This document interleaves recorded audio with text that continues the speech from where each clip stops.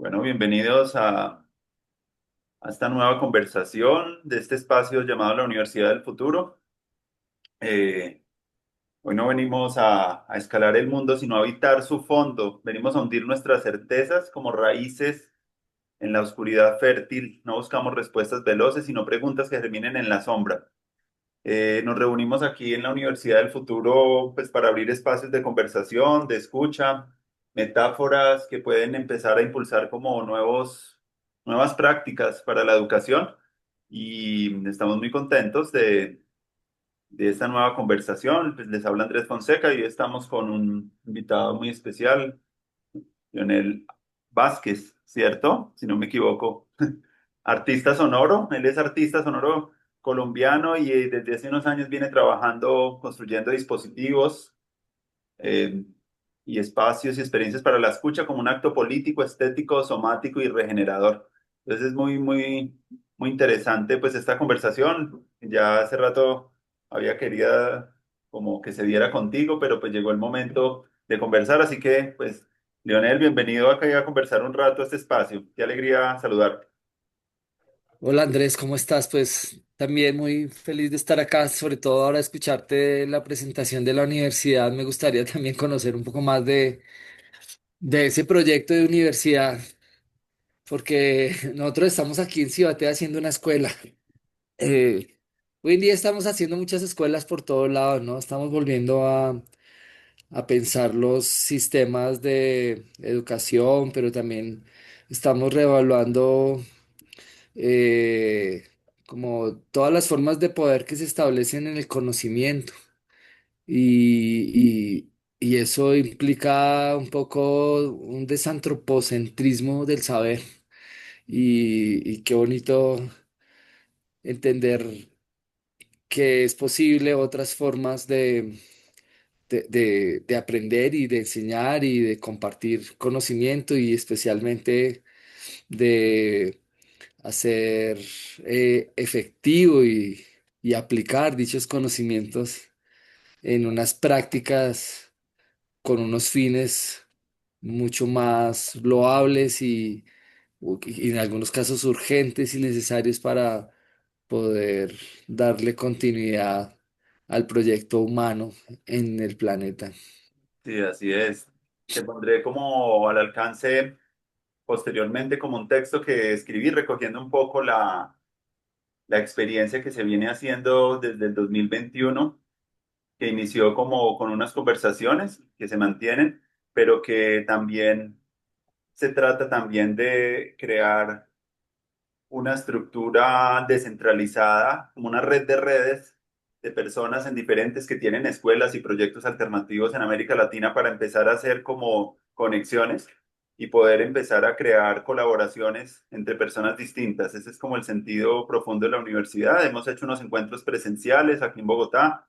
Queremos hacer el primer festival para este fin de año, en nuestro primer festival, y también hicimos una convocatoria para recibir algunos trabajos y textos que pudieran como ser el primer producto editorial para mostrar y para compartir. Y estamos como en eso.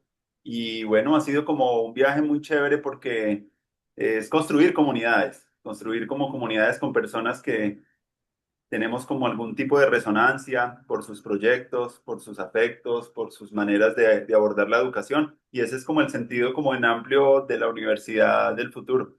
Yo te comentaré más adelante, pero bueno, pues a mí me gustaría empezar a hablar contigo en tu calidad de artista. Casi todo artista es como una persona como autodidacta y que tiene un amor muy profundo por lo que hace y por el conocimiento.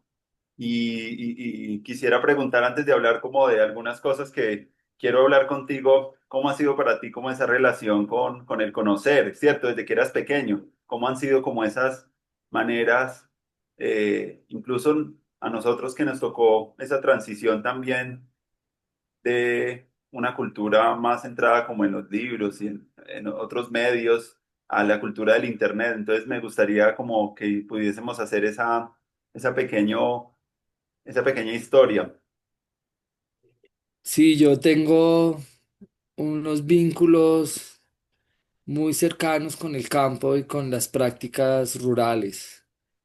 y unos vínculos muy cercanos porque durante mi infancia, adolescencia, estuve habitando el campo y porque pues yo vengo de familia campesina, eh, no solamente mis abuelos y bisabuelos, sino que mis padres. Mi padre labró la tierra hasta sus últimos días y yo logré estudiar y hubo sustento para la casa y la familia a partir de eh, pues ese ejercicio, el resultado del ejercicio de trabajo en la labranza de las tierras. Eh, entonces yo me encontré siempre en una decisión entre el mundo moderno, los procesos de desarrollo, la cultura, la universalización del conocimiento y por otro lado lo empírico, lo recursivo, las relaciones directas con la materia, eh, el trabajo desde el cuerpo, ¿sí? El ejercicio físico que implica el, el desplazarse de un lugar a otro, el tener que eh, hacer labranzas o labores específicas eh, que no median por tecnologías ni mecanismos, sino que necesitan del cuerpo. Yo ayudé a compostar las tierras, a producir abono, a ordeñar las vacas, a arreglar las cercas, a construir acueductos, a arreglar sistemas de riego, a hacer un montón de cosas, porque esas eran las cosas, las labores que uno hacía en ese momento. Pero a la vez estaba en procesos de formación, vivía un mundo entre el Bogotá y Cibaté. Estudiaba todos los días en Bogotá y luego llegaba a Cibaté y normalmente eran los fines de semana o las tardes cuando nos dedicábamos a esas labores. En el periodo escolar, durante el periodo interescolar, vacaciones y demás, pues los planes eran estar arriba en las tierras trabajándolas. Entonces sí, yo creo que me encontré desde muy chiquito en estos dos lugares y yo creo que en algún momento empecé a apreciar mucho más el mundo que me estaba ofreciendo el desarrollo, ese modelo de desarrollo de la gran ciudad, la profesionalización del conocimiento, la especialización del mismo, la obtención de recursos para la garantía de mínimos vitales, pero también de quizás por otro lado el deseo de tener y de, y de y de poder de forma acomodada lograr una vida sin tanto esfuerzo, ¿sí? Me molestaba y no entendía y no comprendía, especialmente en la adolescencia cuando uno está tratando de liberarse de liberarse de donde viene y hacer su propio mundo. Me molestaba un poco eh, el, el pensar que ese iba a ser mi destino y creo que resistí a ello y por eso soy artista, porque el arte me iba a sacar del campo, porque el arte me iba a llevar al mundo cosmopolitan, porque me imaginé que el arte en algún momento cuando recién estaba comenzando era el puente hacia, hacia una vida menos compleja, un poco más fácil, pero también mucho más rica en valoraciones, me imaginaba el arte como una forma de éxito y esas cosas. Y la verdad es que fue muy bonito porque el arte mismo me mostró otra cosa y mi proceso mismo me llevó a hacer un giro y ahora otra vez estoy en el campo, otra vez estoy en los procesos incluso de reconocimiento y de revaloración de lo que en algún momento de mi vida fue reducido.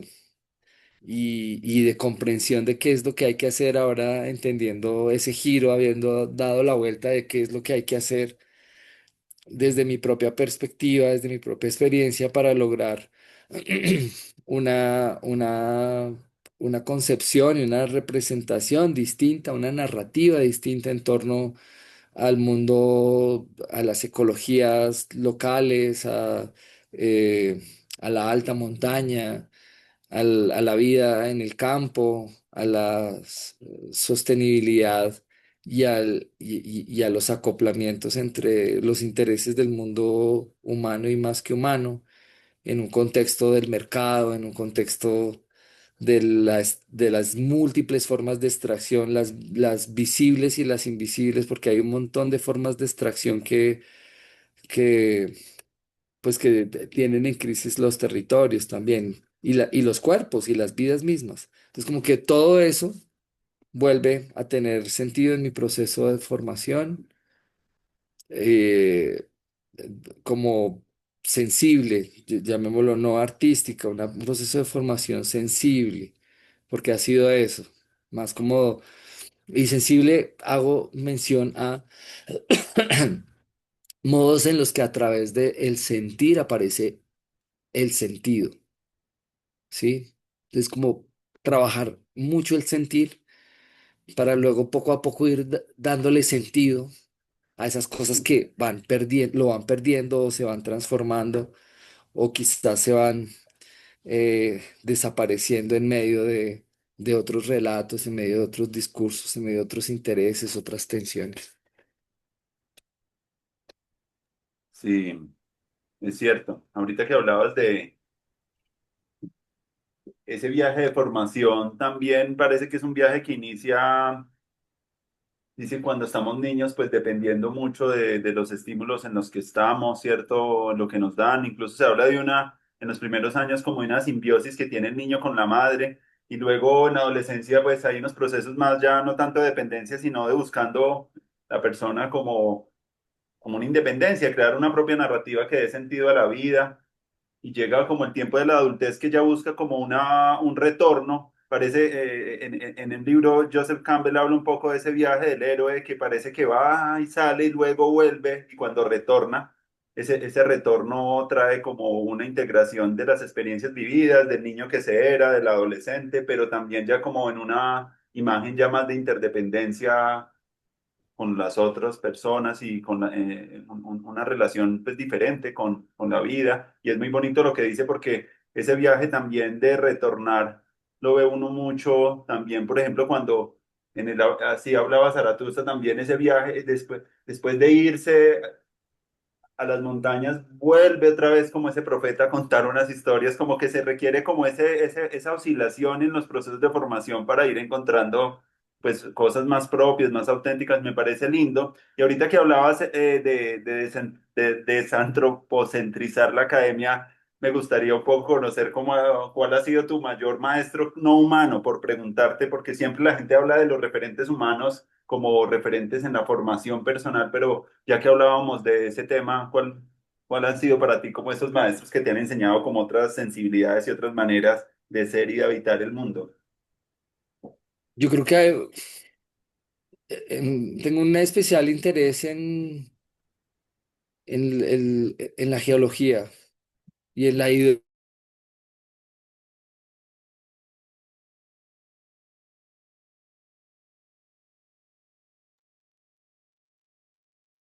eh, desde un lugar de la curiosidad, me parece que más bien a mí ¿Será que se está cortando un poco la señal? em, Andrés, bueno, es que Se vi me, la no, pantalla. sí, se me congeló un corte en la señal de mi internet. Eh, Así que lo único que te escuché era como la geología, que tenías un interés muy especial en la geología. Mm. Ah, bueno, ya listo. Vale. Sí, estaba diciendo que la geología, pero que esto no había nacido de una curiosidad eh, de esas que van apareciendo de forma intuitiva o voluntaria, sino que a mí me llegó el interés a partir de la interpelación, porque, porque me encontré en medio de una serie de cuerpos de agua con unas condiciones que yo había normalizado y, y que en algún momento por sus olores, por sus estados contaminantes y demás, pues me hicieron preguntar sobre mi participación en ese proceso.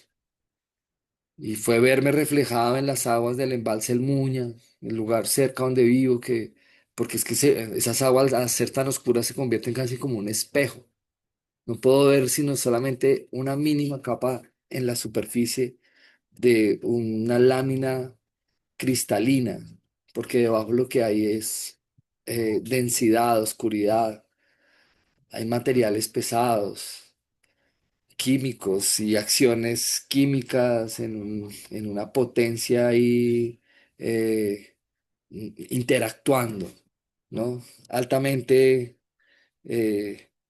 como diría Bruno Latour, altamente actantes, con esa capacidad actante de modificar cualquier condición al ser atravesada, al ser tocada, al ser manipulada. Entonces, pues las aguas creo que me han enseñado mucho, o sea, me han enseñado precisamente desde la dificultad de comprensión de, mm, de de ese ser eh, al que al reducirlo como sustancia o como un sistema utilitario, al volverlo instrumento de una serie de procesos y necesidades construidas o creadas artificiosamente, muchas de ellas pues lo que aparece es un ser que se expresa en su máxima potencia. Y lo que más me sorprendía era la incapacidad de escuchar esas expresiones, de, del silenciamiento absurdo que generamos a estos seres que han sido pues de alguna manera llevados a unos niveles de precariedad y de dificultad y de no entender y de no tener una inteligencia ni una, digamos que un alfabetismo en torno a las cosas más elementales como esa como no reconocernos parte de ese ciclo, no reconocernos eh, como, como agentes capaces y creativos en los procesos de cambio, en los procesos de cambio que han llevado incluso a esas condiciones. O sea, no nos vemos reconocidos ahí. Y darnos, y esta idea de la materia muerta, la materia, sí, como la materia que no, que se usa y se desecha y que se mantiene tal cual en su estado de quietud después de ser desechada, pues absolutamente incoherente con lo que pasa, ¿no? Con lo que es. Y el asunto es que eso quizás en algún momento tiene una justificación y es que los procesos reactivos no son inmediatos y los ciclos y en este caso las afectaciones a nivel planetario, pues lo que estamos viendo con el calentamiento global o el efecto invernadero y demás, pues todos estos son procesos que la naturaleza normalmente puede tardar 170.000 años para poder desarrollar un cambio en un ciclo, pues que nosotros lo aceleramos, pero pues por supuesto no lo aceleramos de un día para otro. O sea, igual va pasando.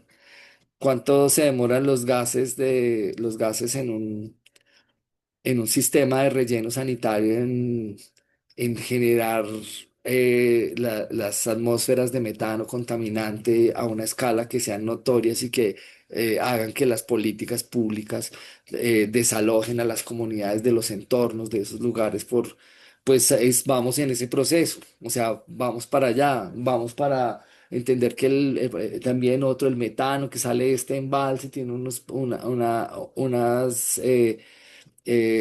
unos aportes significativos a estados de vulnerabilidad y de un ecosistema insano y que está afectando no solamente las vidas humanas y otras cercanas, sino que puede tener unos alcances mayores.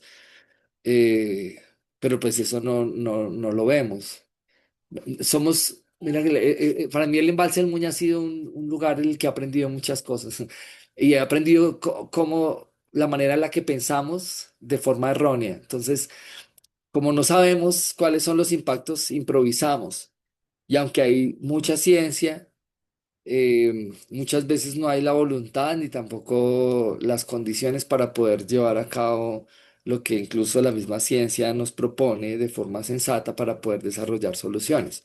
Entonces, pues se crea un campo de exploración, pero muy peligroso, porque es que se está jugando con la vida a una escala que supera un laboratorio, un pequeño laboratorio. Se está volviendo el embalse en Muño un laboratorio de intentos de cómo mitigar, por ejemplo, los impactos que tiene. Y eso han sido 20 o 30 años de hagamos esto, no, esto no salió mal, entonces ahora hagamos esto, entonces ahora hagamos, no, entonces ahora saquemos un poquito el embalse porque ya como que la estamos cagando mucho, entonces hagamos esto otro y al final pues, por supuesto, está bien, hay que hacerlo, pero, pero me parece que no estamos atacando los problemas de raíz.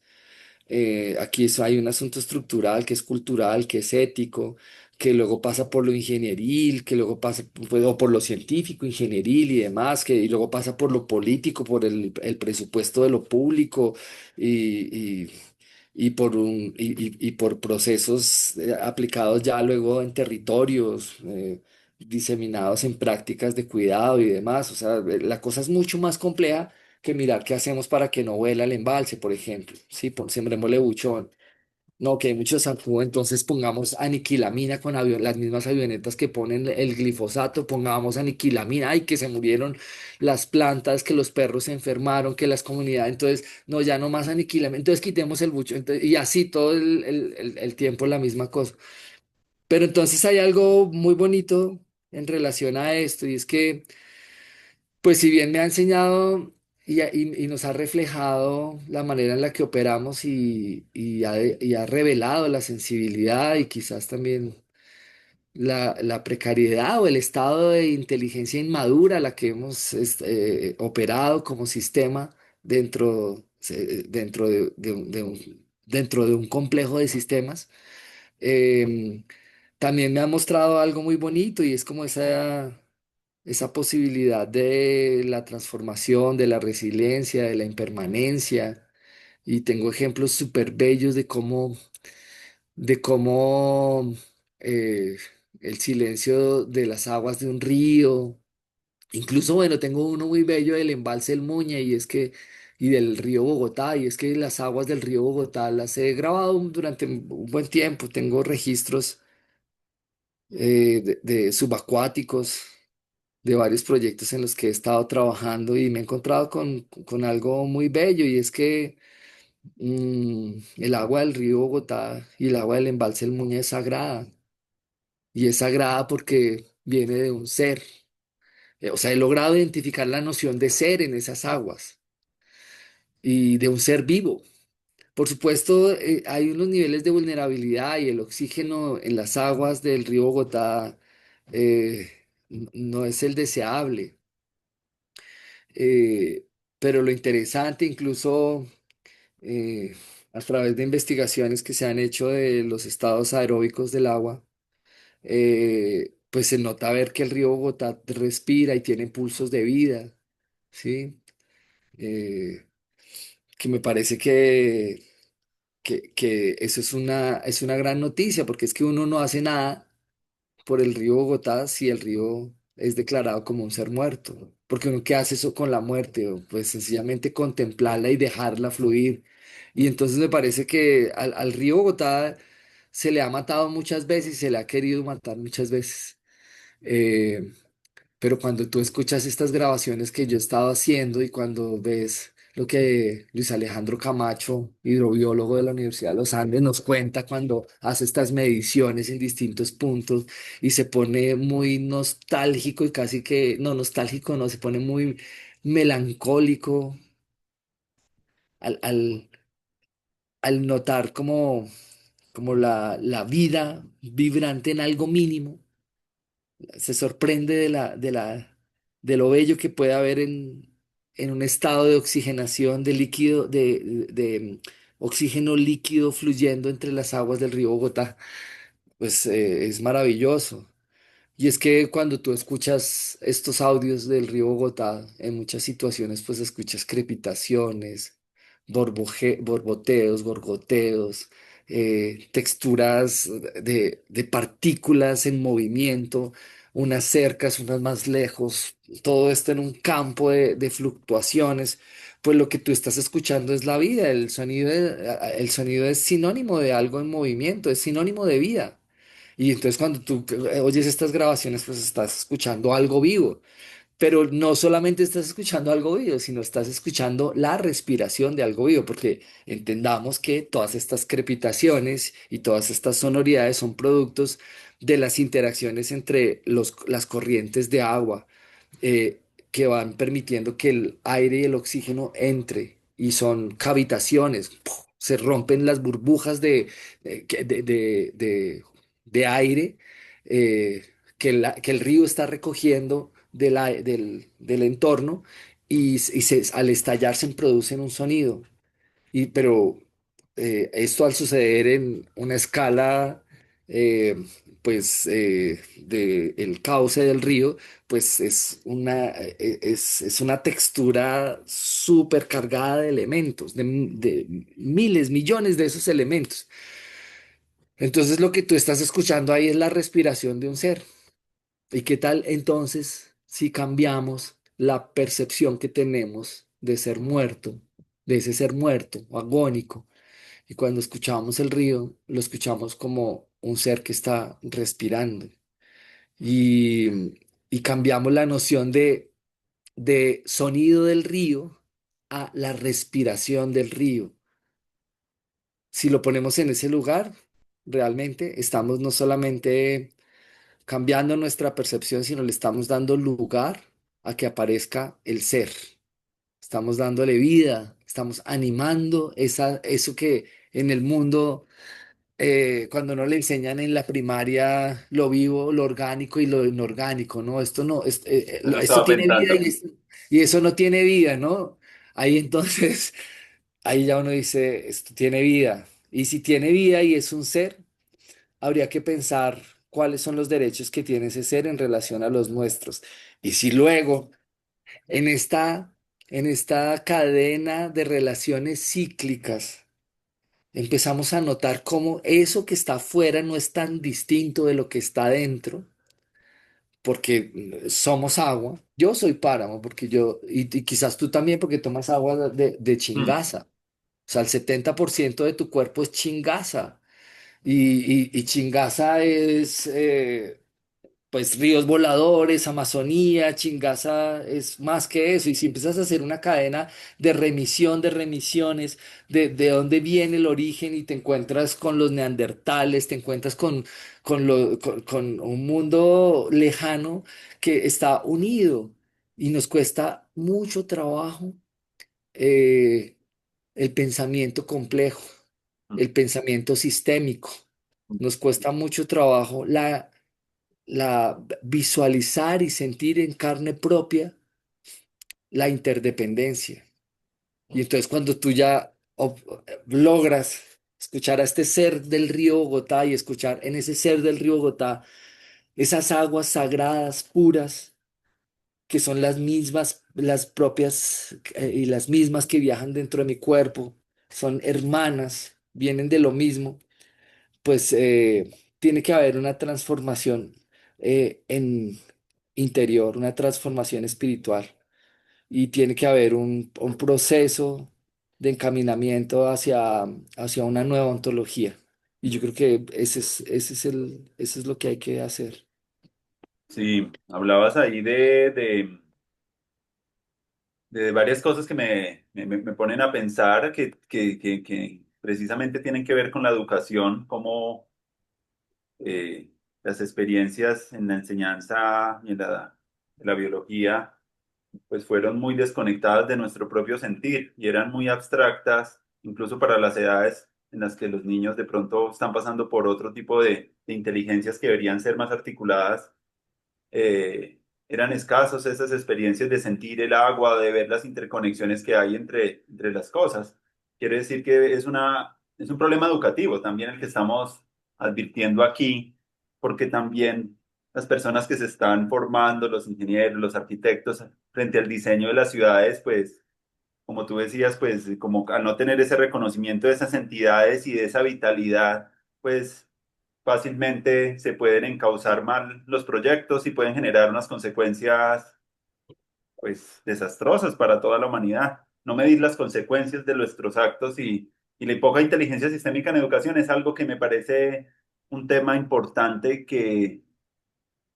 y es una pregunta que también te quería hacer a ti y cuando tú estabas hablando de que como artista también has trabajado también con otras personas de otros campos de conocimiento y de la ciencia, hidrólogos y personas de otros campos, eso ya puede ser un acercamiento a esa posibilidad de mirar como un conocimiento más profundo de esos sistemas. ¿Cómo percibes tú esa relación de arte y ciencia, digámoslo, como también un elemento importante? Y bueno, y también pusiste el tema de la espiritualidad, que también ahí sería como otra nota para los procesos educativos, porque me parece que ahorita que estamos en este grupo pensando en la universidad del futuro, una de las aulas que han salido dentro de estas conversaciones que hemos tenido, pues una es el arte, la ciencia y la tecnología como un área importante para dialogar sobre estos espacios, esos bienes comunes, ¿cierto? Y esos espacios y estas aulas que puedan permitir como esos diálogos entre personas que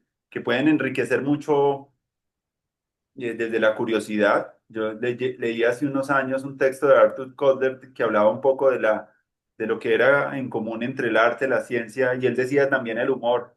Y era como que eran poner en conexión dos cosas que al principio no tenían mucha relación, pero como que tanto el arte como la ciencia tienen esa capacidad de hacer síntesis creativas mezclando cosas, y él ponía el caso de la electricidad y el magnetismo, que a alguien se le ocurrió en algún momento como hacer esos puentes, o el artista también cuando está con su obra mezclando materiales o mezclando, haciendo dispositivos, pues como buscando también esas conexiones. Y me parece interesante pues saber de ti cómo ha sido para ti esa experiencia también de trabajar con otras personas que manejan otros códigos y otros lenguajes. Yo creo que hace falta un tercer elemento en esa dupla Mm, y es precisamente, o sea, es arte, ciencia y espiritualidad. Como que hace falta un aula que esté, eh, un aula, un centro, un espacio, un templo, que logre un poco ponernos en una relación mucho más profunda con el mundo de lo místico, con el mundo donde la razón no alcanza a tener respuestas, porque cada vez que llegamos más a encontrar verdades en el mundo de la materia, aunque lleguemos a lo atómico, a lo subatómico, siempre se abren unos nuevos universos de vacíos y estamos abriendo vacíos, vacíos, incertidumbres. Siempre llegamos estamos al borde de la comprensión del todo. Y es maravilloso que estemos al borde de la comprensión del todo porque realmente eso nos pone la cintura en el lugar en el que somos. Somos una parte del todo y no somos el todo. En nosotros está el todo, pero nuestra agencia no está sobre el todo.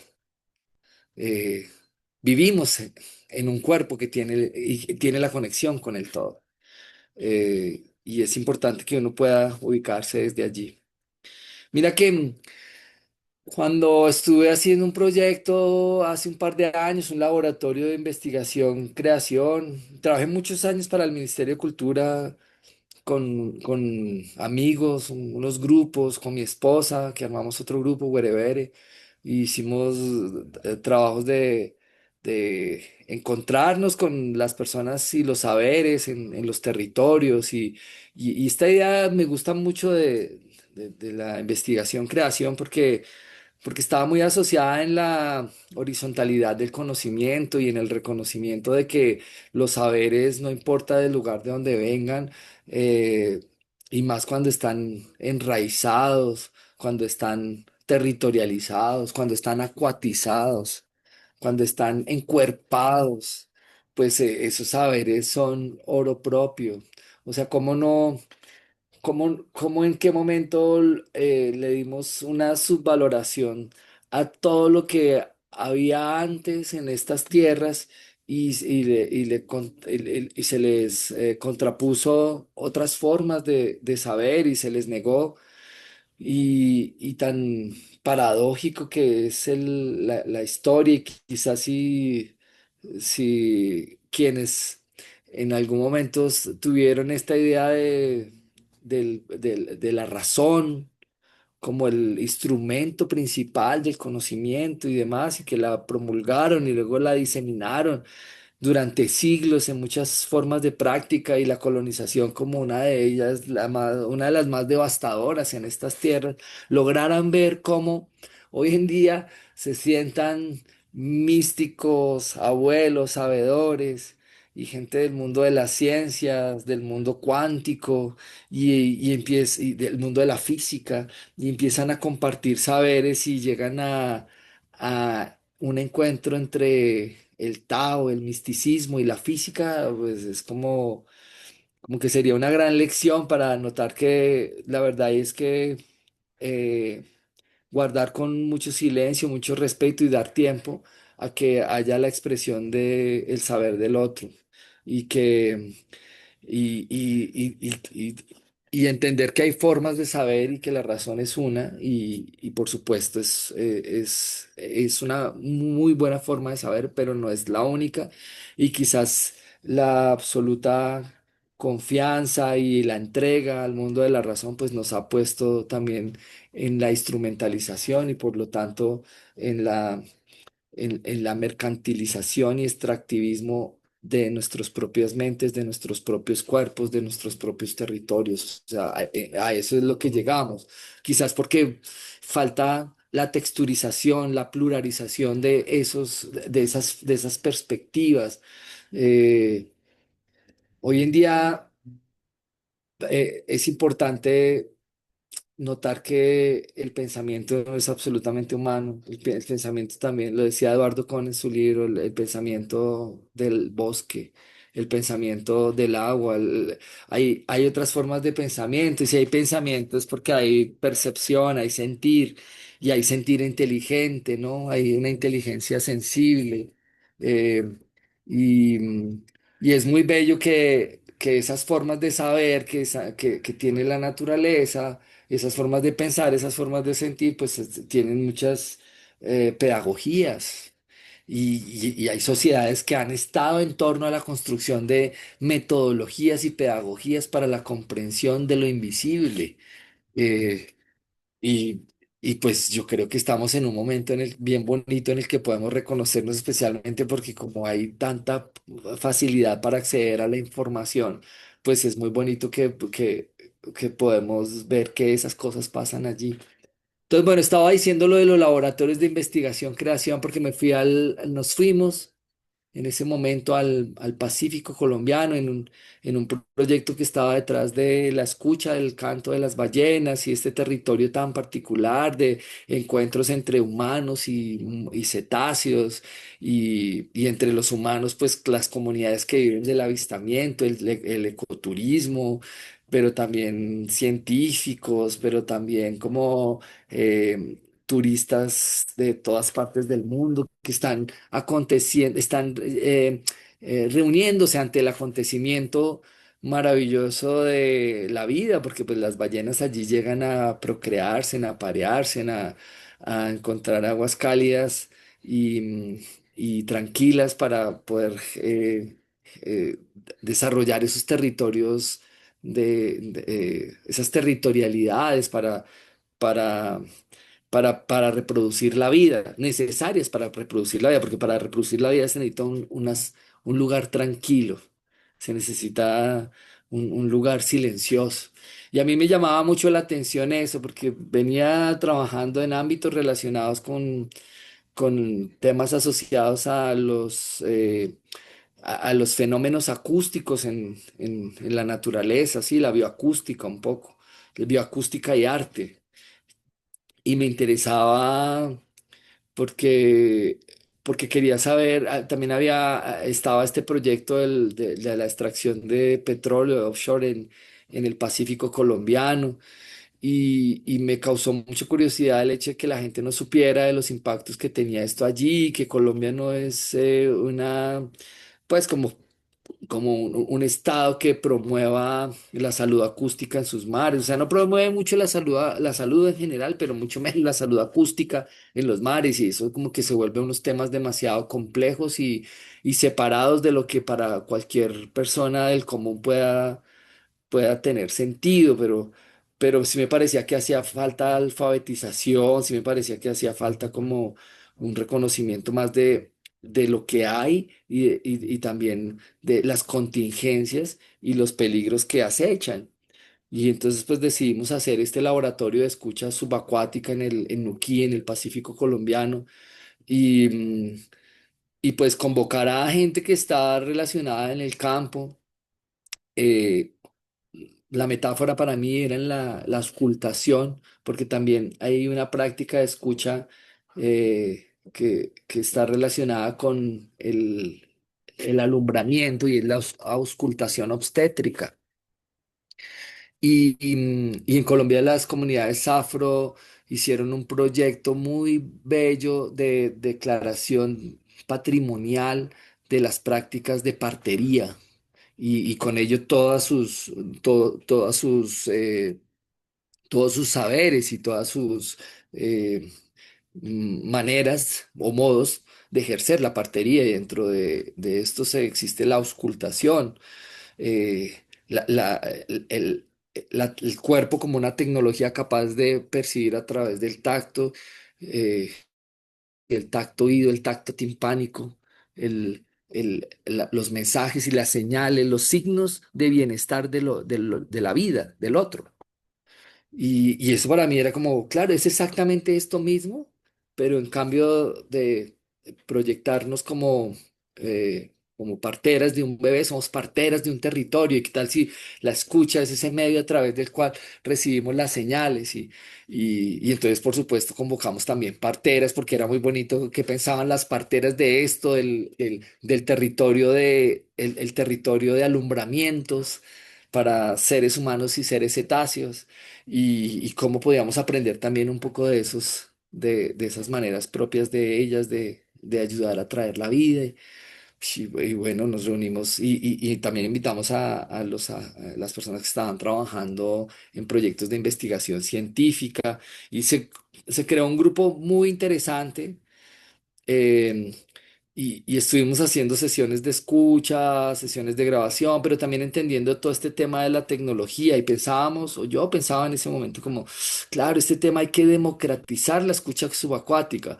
Y ahí yo lo estaba entendiendo mucho como desde democratizar las tecnologías y los medios, los saberes, los conocimientos que nos permiten no solamente acceder al sonido, sino a entender qué es lo que dicen esos sonidos y y cómo trabajar en un entorno eh, específico y a través de unas herramientas específicas, a herramientas legales, políticas, pero también herramientas técnicas, comunitarias, ancestrales, para poder ayudar a dar respuesta a lo que esos sonidos demandan.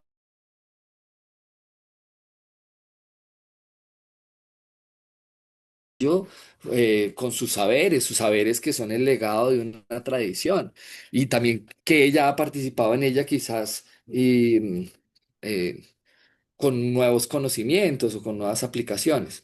Entonces, pues eso era lo que yo me estaba imaginando, pero bueno, esto es un gran proyecto, eso es una vida completa, o sea, eso que estaba planteando ahí, eso no es un laboratorio de una semana, eso no es un encuentro, esto era, se quedan en unos gestos al final y fue bonito porque quedó como se planteó la discusión y incluso ellos reconocieron y supieron cuáles eran los impactos que tenían eh, las intervenciones antropogénicas al mundo sonoro subacuático con el proyecto del offshore y las airgun que estarían no solamente alterando el hábitat de las ballenas, sino el hábitat en general y las implicaciones que tienen eso no solamente para las ballenas, sino pues para todos, para los peces, para todos y para una cadena trófica y una cadena de relaciones de interdependencia natural, económica, emocional, afectiva, porque iba a pasar, o sea,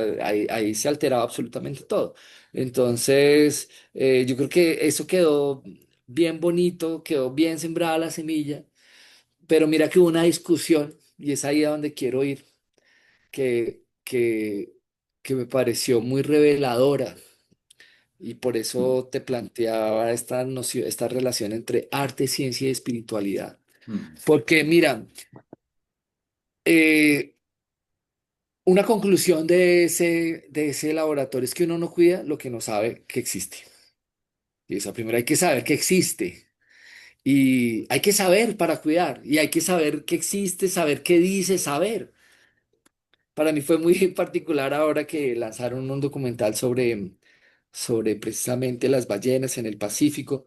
Y yo no lo vi, me habló mi esposa sobre eso y estaba una amiga bióloga y decía que en el documental había un gesto que tenía una chica que estaba bailando, que movía la mano y junto al movimiento, como al ritmo del mover la mano, la aleta, era como una relación entre danza y cuerpo, dos cuerpos, un cuerpo eh, de de varias toneladas, ahora no recuerdo cuántas toneladas de peso tiene una ballena, y pues un cuerpo mínimo, sutil, menudito de una bailarina. Y ella movía la mano igual que la ballena, pero entonces, claro, desde el punto uno no sabe y tampoco tiene por qué saberlo. Sin embargo, cuando está asumiendo se está metiendo en ciertos campos, pues uno va aprendiendo. Y quizás había algo que no sabían ellos, es que el gesto del movimiento de la aleta de la ballena tenía que ver con incomodidad. Y en la narrativa lo que había ahí era como una especie de, de una relación gestual eh, de, de acción-respuesta y como en entendimiento, ¿sí? Pero lo que estaba pasando aquí es que no hay entendimiento. Entonces, uno no sabe, uno no cuida lo que no sabe. Entonces, si yo supiera eso, diría, bueno, no, mejor me voy, hago otra cosa y está bien, hacemos parte de ese proceso. O sea, estamos en un momento de inteligencia en desarrollo. Eh, y ahora, ¿qué pasa? Que cuando estas comunidades científicas llegan al territorio, producen un montón de conocimiento. Había precisamente un proyecto allá en Bahía Málaga, en Nuquí, que estaba asociado al ruido oceánico y a los impactos y todo esto. O sea, hay demasiado conocimiento y se está produciendo mucho conocimiento a nivel de la ciencia. Eh, y además hay un montón de conocimiento indígena, afro, mm, ancestral que está allí, pero pareciera que todo ese conocimiento no es suficiente. Es decir, luego me doy cuenta que no solamente se vale y se necesita saber para valorar, para actuar, sino se necesita sentir, mm, se necesita catalizar el conocimiento. O sea, el conocimiento puede quedarse en libros y normalmente todos estos proyectos de investigación son papers mm, y no pasa más allá de eso porque no hay procesos, no hay una especie de aterrizamiento de las ideas, no hay una especie de de apropiación de las ideas, de los saberes que hay allí. Y también hay dificultad porque los métodos, las maneras de acceder son distintas, porque no hay una especie de texturización con lo tradicional, con lo local. O sea, todo eso Ah, tiene que pasar. Y eso es vivir intensamente el conocimiento. Y para poder vivir intensamente el conocimiento tengo que tener muchas ganas y tengo que despertar deseos, afectos. Y eso, ahí hay que trabajar el sentir. Y ahí es donde yo dije, caramba, las artes tienen esa cosa de a veces encontrar las maneras de despertar el sentir. No son las únicas, el único medio, pero esto de tocar a veces lugares donde no se logra tocar a través de los campos tradicionales, pues me parece que es una idea. Y, y esta catalización del conocimiento no es otra cosa distinta eh, que, que hacer del sentir una práctica profunda de, de apropiación, de interiorización, de darle sentido a esto que estamos haciendo. Y eso es un trabajo de carácter más que práctico espiritual, o sea, más que pragmático, es un trabajo espiritual. Está relacionado con asumir de carácter existencial unas mm, posturas y unas condiciones y unos saberes, de volver eso unos proyectos de vida, ¿sí? Y pues yo creo que ahí es donde hay que hacer énfasis. O sea, la divulgación del conocimiento y divulgación de la ciencia hay bastante. Ahora nos falta catalización y una manera es llevando eso a una noción más de la importancia que tiene para fines no solamente ecosistémicos, sino ontológicos. sí, sí, hablando de la ontología, pues he estado leyendo a ese antropólogo Eduardo Castro Viveiros y él habla un poco del chamanismo amerindio y del misticismo, ¿cierto?, de estos pueblos. Y en todas las prácticas chamánicas del mundo, pues siempre el maestro, una persona que tiene una conexión muy profunda con las plantas, con su territorio, tiene la que puede también abrir mucho las ceremonias, los festivales, los rituales de iniciación. Pero hay una cosa muy interesante y es la que también ese chamanismo, y él lo dice, que es una relación también con el saber, que es diferente al como que tiene el conocimiento moderno, dice él, como que está basado más en la objetivación y el chamanismo amerindio dice él que opera de una manera inversa, que para conocer es necesario es personificar, ¿cierto? Tomar el punto de vista de lo que es preciso conocer, quiere decir como encarnar eso, como una empatía, volverse eso que uno quiere conocer. Y también en la alquimia y en los métodos también de esas tradiciones también se ha hablado de un conocimiento que también transformaba a la persona que estaba haciendo el experimento, como un conocimiento metamórfico. Entonces me parece muy chévere. Incluso yo estaba escribiendo como algunas cositas también como el maestro, como chamán, ¿cierto? Como esa persona, ese hombre de saber y de conocimiento que está muy ligado con, con estas fuerzas, puede catalizar y puede generar eh, eh, situaciones donde el sentir, donde lo corporal, donde la empatía con otros seres puede ser una experiencia mucho más rica y ahí es donde de pronto conecta esa dimensión mística y esa relación como con el misterio. Pero mira, muy curioso, a mí me llama mucho la atención y es muy misterioso para mí porque una de las cosas que parece que primero aprendemos a sentir es la escucha de los sonidos en el vientre materno ya y ahí se dan unas cosas maravillosas.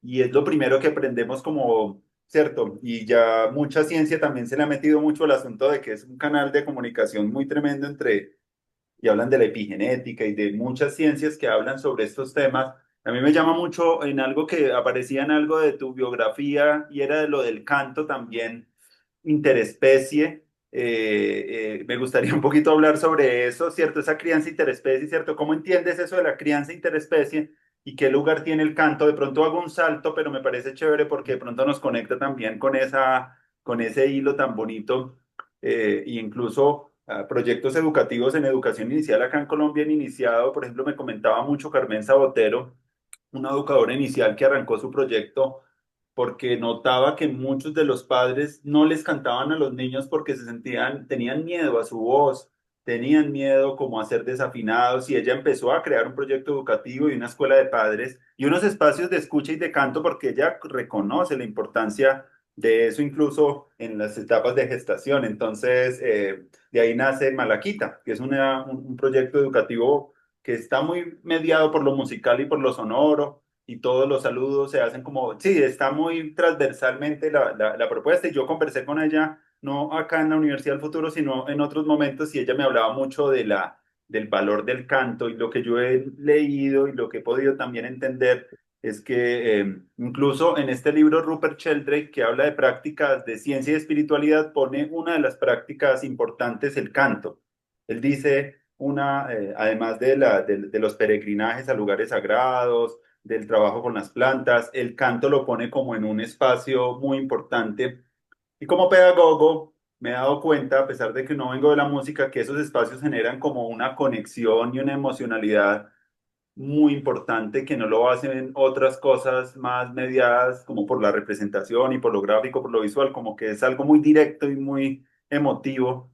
Y tengo muchas otras experiencias que contar donde el canto, la música, pues acompañan espacios muy importantes para el nacimiento de los niños. Hace poquito leía una tesis de un estudiante del pueblo Mizá que contaba el valor de la música en los ciclos de vida del pueblo Mizaq. Y él lo que hizo fue que recuperar unas tradiciones de una serie de cantos que están muy precisos para el nacimiento, y bueno, como que lo que uno puede ver después de todo esto es como que realmente sí acompaña y tiene un lugar incluso para la vida personal, para la salud mental, el cantar y el expresarse y el escuchar y el resonar con otros como un proceso educativo que independientemente del área de conocimiento tiene un valor muy poderoso a nivel de la conexión con el grupo. Entonces me gustaría hablar contigo un poquito de eso, de cómo entiendes eso y cómo, qué pistas nos puedes dar también ahí al respecto.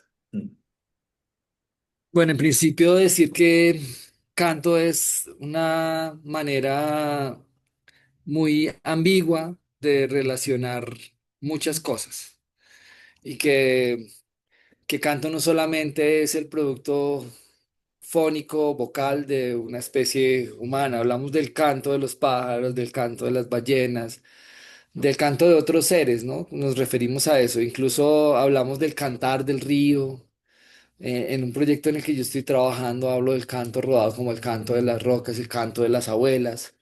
Entonces me parece que habría que identificar qué es lo que hace común a todas estas expresiones para llamarlas canto y cuál es la agencia del canto, porque todo lo que estamos diciendo con ello es que el sonido tiene una agencia, es decir, tiene una capacidad de poder interactuar y transformar las condiciones de emocionales, físicas, materiales, circunstanciales de lo otro, ¿no? Entonces, como que, y cómo eso sucede desde el sonido, que si es la expresión de lo vivo, de la expresión de las cosas.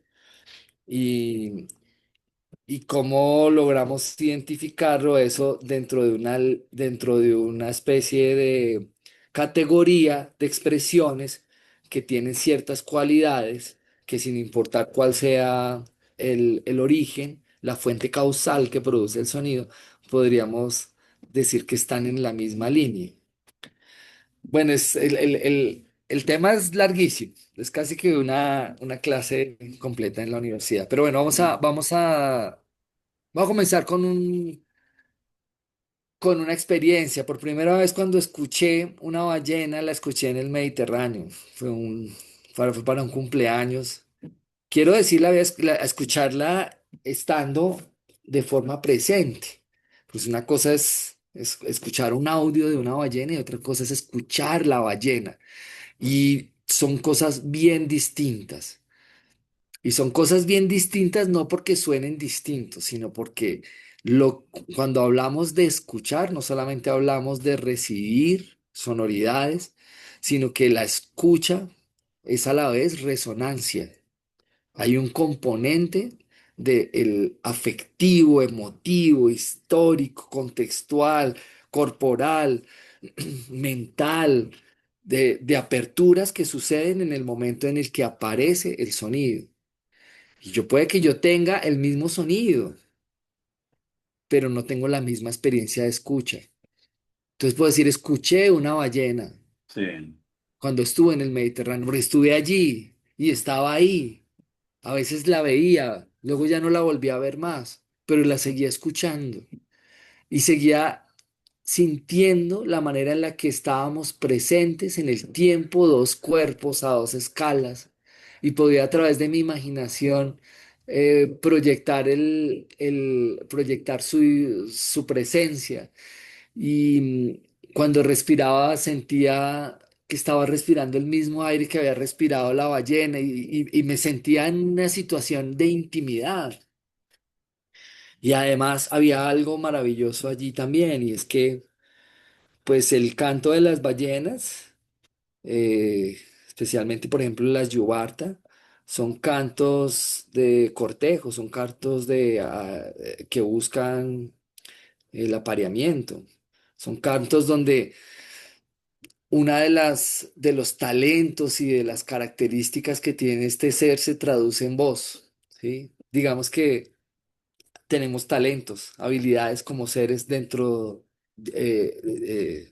pluriversos en el mundo, ¿no? Como que, y uno de los talentos que tienen las ballenas es el canto, definitivamente, eh, como el de nosotros, o sea, no hay un ser en el mundo que tenga la capacidad de las expresiones verbales y la cantidad de inflexiones a través de la voz que el humano. O sea, en términos de la riqueza de las posibilidades de articulación, el humano es brutal, es uno de los que más tiene, igual que algunos otros aves, especialmente aves y humanos tenemos bueno, las ballenas lo tienen también, pero ahora piensa que eso lo ha puesto la ballena en función de el cortejo. Es decir, que hay un deseo a través del canto. La ballena no ha estudiado el canto como una técnica para cortejar. Es decir, como que no se aprende, no se aprende a cortejar como un método. Yo creo, crece instintivamente y se hereda instintivamente la práctica y, y le sale. Y además de eso aprende de otras ballenas y se copia y enriquece su repertorio y produce nuevas sonoridades. Entonces es muy bonito porque detrás de la ballena no hay una, como como una especie de prueba de qué tan buena es cantando o no. Sencillamente hay un deseo absoluto de rendir tributo a la vida y poder desplegarla a través de las prácticas de apareamiento. Ese es su programa, viene dentro de sus genes y lo que está siguiendo es ese programa, está dejando que su cuerpo lo desate. Y es maravilloso porque entonces yo estoy hablando ahí de lo absolutamente genuino de la creación. Lo que estamos escuchando es creación pura. Aquí no hay nada de imitación, aquí no hay nada de reencauche, aquí lo que hay es creación pura. Y, y es creación pura llena de afecto y deseo.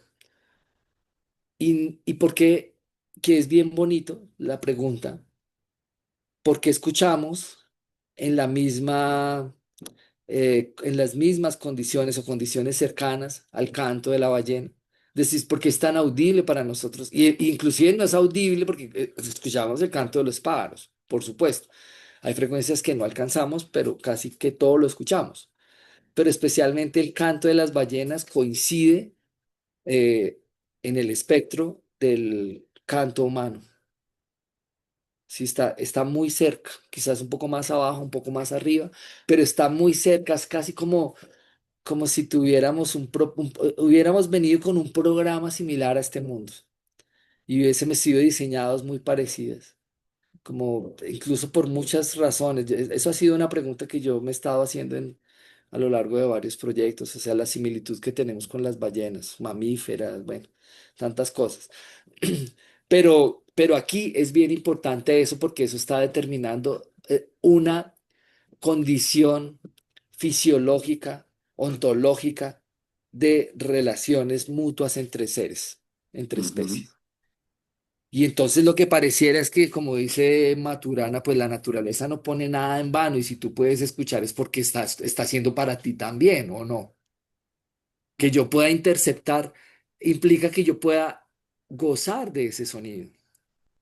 Y si la ballena está haciendo un canto de cortejo, un canto de apareamiento, y quien intercepta es un humano, pues es posible que quede enamorado. Y pues ese es mi caso, o ujú, yo lo siento así. ujú, Es decir, ¿ves? O sea, como que el canto en esta versión tiene una intención que está construida a través de su sonoridad. Y yo, que no sé qué está cantando y que todavía la ciencia no sabe qué es lo que está cantando, o sea que si, incluso si tenga sentido esa pregunta, eh, el asunto es que parece que hay algo más profundo que el saber y es el sentir. Y en el sentir hay sentido. ujú, Y en este caso hay sentido de afecto, de amor. Y entonces es muy bonito porque lo que estoy diciendo con ello es que el lenguaje verbal, pues si bien es una manera de expresar el sentido, no es el único. ujú, La sonoridad, digamos que el sonido, desde una escucha semántica, trata de identificar qué es lo que dice. Y no siempre nos dice porque buscamos el decir en la articulación verbal. Y como no todo sonido tiene articulación verbal, entonces quedamos a la orilla. Entonces dice los estudios que analizan la audiovisión que cuando no hay escucha semántica, entonces aparecen otras formas de escucha. Entonces escucha causal, escucha reducida, ¿sí? La escucha reducida es la escucha de las formas, la escucha de a qué suena, cómo suena. Pero es interesante porque lo que estoy diciendo o lo que está diciendo estos estudios es que el sentido puede estar en lo semántico, pero también el sentido puede estar en la forma, pero no, pero no por un capricho estético, no por qué tan bonito suena, no por qué tan fiel a un género o algo así. Ahí es donde hay que el sentido como lo que está buscando el sonido llevar, afectar, agenciar, puede estar en su sonoridad. Y, y en la sonoridad está el amor, en la sonoridad está el afecto, en la sonoridad está las intenciones de configurar un territorio para el cuidado, para la vida. Y eso es un arrullo. mm, Y esos son los cantos de las madres. Y esos son, pero yo quiero decir que otra vez vuelvo, no solamente mm, los cantos de las madres producen eso. mm, Si tú eres una persona que tiene dificultades para muchas veces hallar sentido a la propia vida, eh, pues lo que logra ver incluso la misma ciencia que estudia la psiquis es que encontrarse otra vez con la naturaleza, en un bosque, con los ríos, con el agua, tocar la tierra, todas estas cosas empiezan a despertar esos canales sinápticos de sentido y deseo de la vida que se van rompiendo por alguna razón, que se van como desconectando por alguna razón. Entonces, mira que cuando uno escucha una quebrada, un río, empiezan a pasar muchas cosas en nosotros. Y es como si el sentido empezara a atravesar nuestro cuerpo en un proceso de trabajo en segundo plano, como lo hacen los computadores. Uno está viendo algo, pero detrás hay unos procesos informáticos, algorítmicos que están produciendo y están transformando de forma mucho más radical la estructura arquitectónica de la informática, ¿no? Eso nos está pasando a nosotros en unas tareas de segundo plano. Estos sonidos a los que estamos exponiéndonos están trabajando en nosotros mientras nosotros desde el lugar de la limitada conciencia nos vemos, es como estamos en un entorno natural y ya. Estamos escuchando un río y no alcanzamos a ver cómo eso está trabajando en nosotros sin, sin percatarnos del modo en que lo hace. Entonces, a donde voy con ello es que el arrullo es un arrullo, el arrullo es una sonoridad cósmica que está relacionada con una intención de ordenamiento eh, de las fuerzas del caos a las que se somete la vida a través de distintas tensiones. Y, y especialmente, por ejemplo, en el caso de que estás hablando Mm, de los bebés, pues los bebés cuando llegan al mundo desde la conciencia de un mundo sonoro vibrátil, muy estimulados, pero no solamente a nivel sónico, sino que también, es que es muy raro, pero uno siente la ropa, a veces no la siente, entonces, pero somos táctiles, o sea, podemos mm, tocar con todo nuestro cuerpo, eh, pero nos sentimos muy libres, o sea, nos movemos en el aire como desde la libertad. Imagínate que en el vientre materno está uno en medio del agua sintiendo con todo el sí, cuerpo. Sí, o sea, la noción de percepción táctil y abrumadora de múltiples estímulos en esa condición es, se incrementa exponencialmente y así llegamos al mundo muy estimulados. Y sonoramente, pues suena el propio cuerpo, inclusive se amplifica porque estamos haciendo bloqueo del canal auditivo por el líquido amniótico y a mm, las 20 semanas ya ha desarrollado el oído, entonces lo que tiene es amplificado el sonido de su propio cuerpo, el sonido del cuerpo del otro, porque el sonido viaja en el estado intrauterino 5 veces más rápido que en el aire, o sea, imagínate mm, a la estimulación a la que se llega a este mundo y que se llega y al final pues no tenemos párpados en los oídos, dice Sheffer, no tenemos la posibilidad del bloqueo, incluso el estado exouterino. El asunto es que hay una concepción del, del sueño, del descanso con el silencio. Y lo paradójico es que no es así. O sea, si se quiere reconfortar al bebé, al bebé infante, al bebé adolescente, al bebé adulto, al bebé anciano, hay que volver otra vez a ponernos en ese lugar donde no había una separación entre el uno y el todo, donde éramos cósmicos. Y esa condición estaba reconocida o percibida en un mundo de estímulos particulares. Entonces, el silencio no es una opción.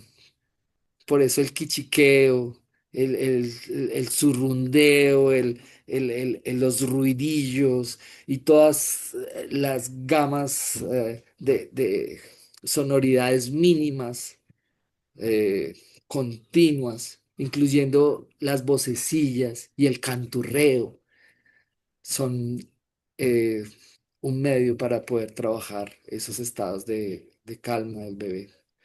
Y, y no se necesita saber cantar, como dice mm. Margarita de Malaquita, Malaquita, sí. sino que se necesita es una intención. Y aquí es bien importante reconocer algo y es que en la sonoridad que hay sentido, el sentido se da a través de las formas, se da a través de los ritmos, a través del timbre y de las relaciones armónicas. O sea, es en ese lenguaje del sonido, que no es un lenguaje musical Mm, o exclusivamente musical. O sea, quiero sacar estos elementos de la música, porque la música se concentró en las narrativas y en las relaciones de las alturas, pero aquí no tiene que haber narrativa. Aquí incluso se utiliza el ruido del televisor para dormir, ¿sí? O sea, y eso puede ser muy musical desde el punto de vista contemporáneo, lo acepto, pero en la esencia de donde viene la música, eso es antimusical o por lo menos no es no es fácilmente entendido ahí. O sea, como, no es como que podamos vender y ser famosos y tener miles de reproducciones en Spotify si tengo grabación de mi televisor en el ruido blanco, ¿no? Es más un sonido. Entonces, como que esas cualidades sonoras que se expresan en ritmos, en tiempos. Para mí es importante el timbre, que son las relaciones armónicas. El timbre define mm, muchas de las lenguajes, de muchas de las intenciones que tiene el sonido. Casi que no lo quiero eh, ejemplificar tan básico, pero para dar solamente una idea, es como que si uno pudiera decodificar las relaciones tímbricas, podrían haber mensajes específicos. Y el timbre es un sonido, es un... Eso, ahí hay timbre, Ujú. y en el timbre está el sentido, y en el timbre pasan muchas cosas. Entonces, el canto de las ballenas llega 15 minutos y el canto de las ballenas 15, 20, 25 minutos y se repite, pero todo el tiempo se está repitiendo. Es como un ciclo repetido dentro de otro ciclo más grande que se repite dentro de otro más grande que se repite y luego hace modificaciones en uno pequeñito y luego en otro y así. Y entonces uno puede casi que tener una sinfonía sin fin y no sabe cuándo comenzó y cuándo terminó. Como esas muñequitas Entonces... que se van metiendo y uno va sacando una muñequita dentro de la muñequita, dentro de la muñequita, no sé de dónde son, pero son así como múltiples capas. A mí me llamó mucho la atención una vez que escuché que las ballenas tenían también sus propios dialectos locales y que podían también como aprender otras cosas de otros cantos. No sé, escuché en un artículo científico eso, me llamó mucho la atención eso de ir como apropiándose de nuevas sonoridades también, como que tienen entonces la capacidad de remezclar también otros sonidos. Y es que esa es una de las características que me cautiva y por la cual me seduce el mundo cetáceo, es que al igual que los humanos tienen un desarrollo cultural, es decir, aprenden de otras, que han aprendido de otras, y Increíble. y eso que aprenden lo enseñan a otras. Y entonces no solamente hay una evolución fisiológica, biológica entendida dentro de de las funciones biológicas, sino también de las relaciones y los comportamientos.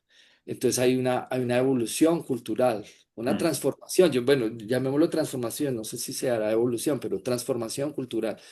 Y tiene que ver con eso, con que, ahora no es que en un sentido humorístico pase de aprender un género urbano a una música, digamos que de culto, eh, de la noche a la mañana, un día para otro, porque no es así de radical, pero hace las entonaciones que tienen estos núcleos sónicos que produce, estos fónicos que produce, tienen distintos terminados o desarrollos en su comportamiento, en su envolvente, en la Mm. duración, en la historia del sonido, hace distintas alteraciones de frecuencia, de altura, de, de duración, ¿sí? Entonces como que en cambio de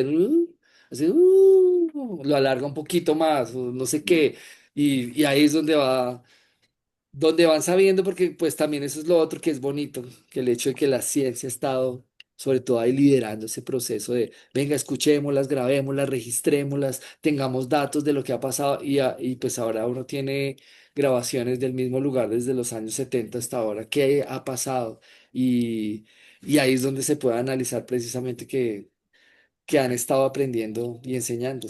¿Qué otras especies te han marcado de pronto y te han llamado mucho la atención a diferente de los cetáceos? Hay otros seres, hablamos del río al principio de la conversación, ¿cierto? Hablaste algo también de los páramos. ¿Qué otros seres también dentro de estas sonoridades te han enseñado de pronto cosas a ti nuevas? Me gustaría preguntarte y ya finalizaríamos con lo de hablar un poquito de esa estación de escucha de alta montaña, porque sí. qué maravilla poder conocer un poco más qué están haciendo y bueno. Ujú. Bueno, pues yo creo que en general el mundo subacuático y los seres que habitan en su mundo subacuático han sido pues muy inspiradores.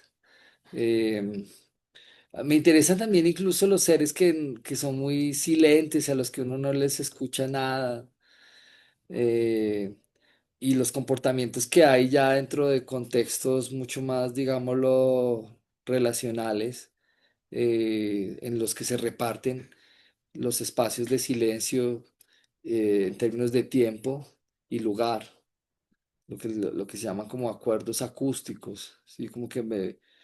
eh, y, y bueno, de ahí vienen, por ejemplo, hace un tiempo estuve trabajando y a propósito, que voy a recapitular en un nuevo proyecto que voy a mostrar en la Bienal de Bogotá, en el Parque de los Novios, en el Parque Lago. Eh, allí estuvimos detrás de el entorno acústico del pez capitán, sí, porque era un proyecto en el que estábamos trabajando junto con Juliana Steiner y María Buenaventura, que tanto tiempo le ha dedicado a a esta sabana de Bogotá. Y a mí me interesó sumarme por la posibilidad de acercarme a al origen de los acontecimientos sónicos que habitaron, que poblaron las aguas y los suelos húmedos, los barros de la sabana de Bogotá y que pues con la expansión de la ciudad y las formas de habitabilidad hicieron de estas zonas húmedas pues calles y edificios y entornos urbanos, ¿no? Entonces como que nos fuimos a Fuquene, estuvimos grabando y lo que aparecían eran muchas ranas y habían unos sonidos como, no estoy muy seguro de qué, eh, parecían peces, pero la verdad es que no he logrado nunca escuchar el pez capitán. Pero es que el ser no es sin el contexto. O sea, como que para hablar de los sonidos de un ser hay que hablar de los sonidos que le rodean, porque esos son los que lo están determinando. Entonces, por eso quise hacer este comentario, no concentrándome en un ser, sino, sino lo que hace que el ser sea y tenga lugar. Y, y hace ya años venía trabajando precisamente en este concepto de la restauración acústica, que hace poco vi que sacaron como un videito que se volvió viral de la restauración acústica subacuática, de cómo la naturaleza se engaña, o quizás se anima. Yo creo que más que engañarse es como animarse, es como avivarse, es como cuando llegan las barras las barras al estadio, o sea, no es que haga más fuerza física, pero emocional toda y hace que funcione, ¿no? Entonces, como que eh, la restauración acústica es un método en el que el sonido que proviene de un entorno, si no prístino, por lo menos en un estado de conservación y en un estado activo de la vida, al ser superpuesto en otro entorno, genera a los seres y a las materias que logra agenciar, porque ahora ahí estaría limitado por las tecnologías que se utilizan, a los seres y las materias que logra agenciar, pues eh, logra como una especie de engaño. Lo llaman así en el ámbito de la ciencia, pero estoy planteándolo desde otro lugar. Quizás no es un engaño, es como logra un hálito de aliento para, para que empiecen a producirse y a generarse en condiciones de restauración y regeneración del territorio. Y eso no es que lo haga de la noche a la mañana ni en un porcentaje alto, es un gesto que es poderoso, pero que requiere tiempo, paciencia y que lo hace sutilmente. Y es muy bonito porque yo creo que eso habla quizás de la manera en la que nos debemos relacionar con el mundo y con las materias, logrando notar que estos 72 kilos de peso dejan huella y notar esas huellas y ajustar mi escala de acción a esa huella y no a la que puede hacer todo lo que a través de la tecnología, a través de la tecnosfera, puede hacer en un territorio. Entonces, esta cosa sutil de, de producir estos microgestos para dar aliento, dar ánimo a que la vida se restablezca, me parece que son bien bonitos. Entonces, estuvimos grabando en Fúquene y en zonas donde el pez capitán aún está y los estuvimos colocando en el camellón. Por supuesto, en estos camellones que se rehicieron no tenían la posibilidad de el pez capitán llegar porque están aislados de las fuentes, pero me parecía el gesto muy poderoso porque la restauración es una restauración en doble vía. O sea, hay que trabajar fuertemente hacia afuera. Y hacia afuera en relación con el mundo natural, fuertemente y midiendo nuestra escala y nuestra huella, por supuesto, pero también tenemos que trabajar hacia adentro porque el mundo de las representaciones que hoy en día hacen realidad todo lo que vemos, el mundo de la tecnósfera es producto de nuestras representaciones. eh, se creó primero en un interior, en un adentro. Entonces hay que trabajar ese adentro para encontrar nuevas maneras de representar el mundo, digamos, nuevas narrativas del mundo. Entonces ahí es donde conecto de una vez con la pregunta, y eso es la estación de escucha de alta montaña. Ese es el proyecto que tenemos con mi esposa, mi familia en el páramo de Sumapaz. Como te decía al comienzo, yo soy del páramo, yo vengo de este entorno natural. Cuando mi papá muere, heredamos las tierras. Yo ya antes de que muriera mi padre, yo ya venía trabajando en todos estos temas, pero cuando recibo las tierras, ahí es donde logra un sentido real la práctica artística con la digamos, con el asumir la herencia simbólica y, y que logra tener impacto en un socioecosistema, en un socioecosistema situado, con seres vivos eh, como cercanos y cotidianos a mi vida, ¿no? Entonces, como que, claro, vaya a Málaga, por aquí, por allá, pero otra cosa es trabajar ya en tu propio territorio, en tu propia casa, ¿no? Asumiendo esas preguntas. Y es que el asunto de las tensiones que hay sobre los páramos en Colombia es muy compleja y es muy difícil de resolver. Me parece que la ley de páramos solamente es un esbozo de una posible idea de lo que hay que hacer con esos páramos porque es mucho más complejo que determinarlos como lugares para servicios ecosistémicos, dado que hay un conflicto con la sociedad y con una humanidad que habitaba en esos territorios. Y dado que también hay unas formas de relacionamiento instrumental y extractivo a larga distancia con el páramo a través de la concepción del páramo como una fábrica del agua o ese tipo de cosas. Hay extractivismo del agua y se hace desde Bogotá. O sea, puede que yo no esté haciendo nada arriba directamente, pero lo estoy haciendo con todos los proyectos, con todo lo que hago con el agua en la ciudad, lo estoy haciendo en el páramo. Entonces, yo creo que el problema es más complejo y es más complejo y la complejidad se resuelve desde lo fractal, desde lo pequeño. Y desde lo pequeño, asumiendo las lógicas particulares que tiene el territorio. Entonces, pues decidimos crear un lugar, no para responder la pregunta, sino para quizás crear más preguntas y habitar la pregunta y darle el tiempo suficiente para que las cosas empiecen a pasar, para que el sentido empiece a aparecer, para que logremos identificarnos dentro de una práctica de cuidado interespecie, para que logremos transformar y catalizar esos sentires interiores que nos motiven y nos generen deseos de un cuidado más que humano y de un cuidado más que instrumental, dirigido en función de los recursos económicos o materiales, ¿sí? Y eso es un proceso cultural, eso es un proceso espiritual.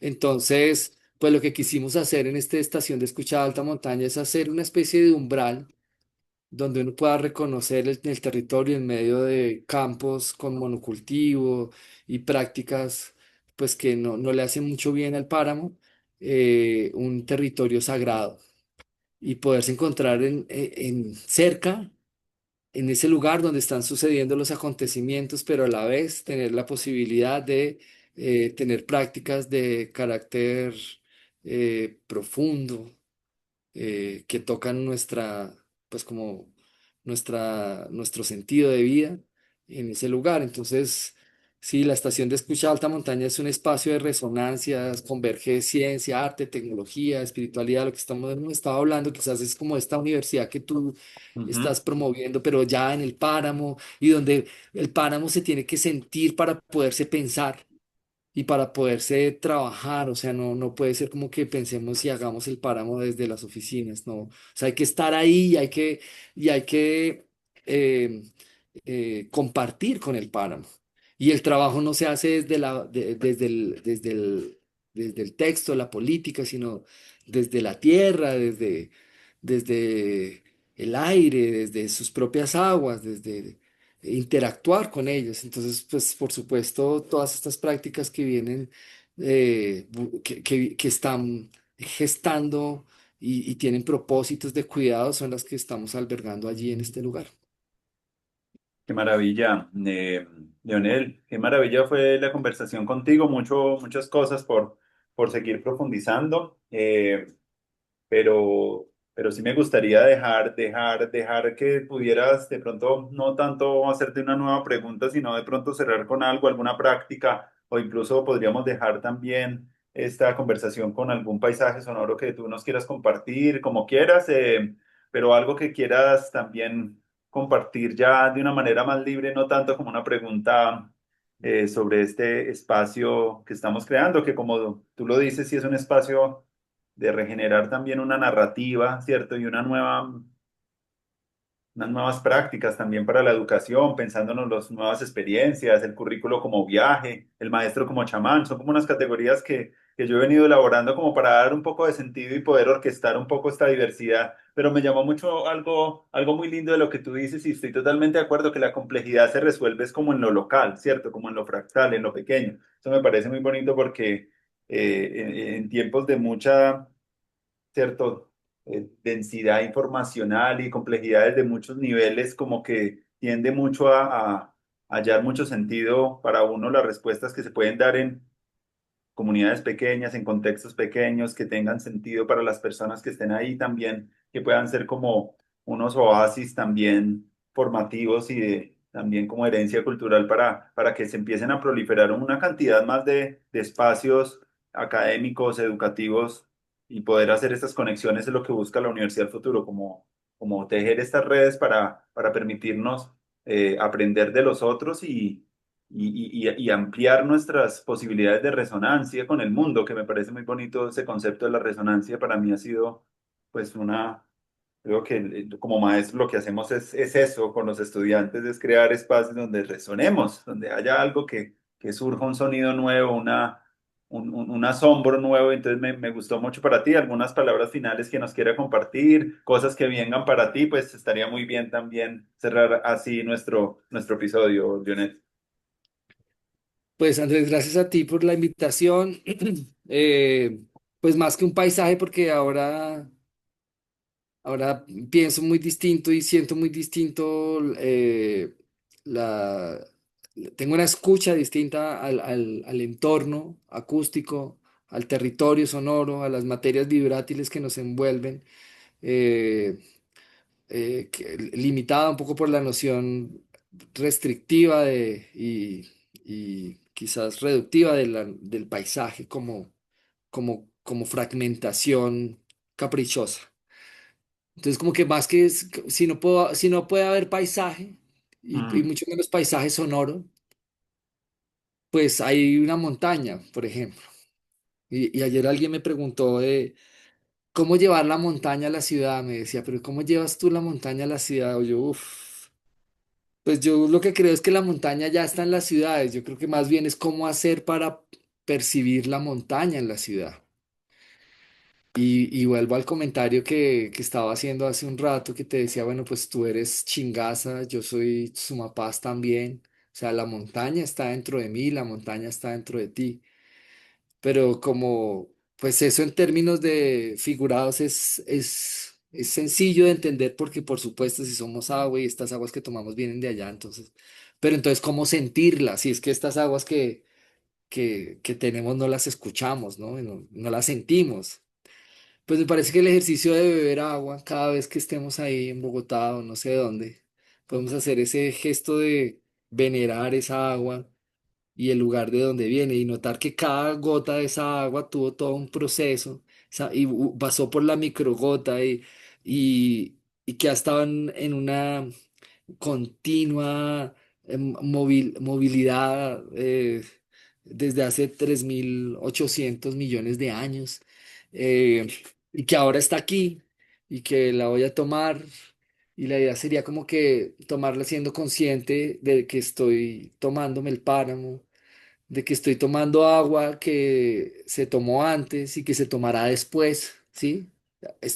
Que esta agua que pase por mí al hidratar mi cuerpo, hidrate mi espíritu, hidrate mi creatividad, hidrate mi mente y ojalá produzca eh, las condiciones necesarias para que mi cuerpo optimice su energía y se ponga en función y en cuidado de lo fundamental.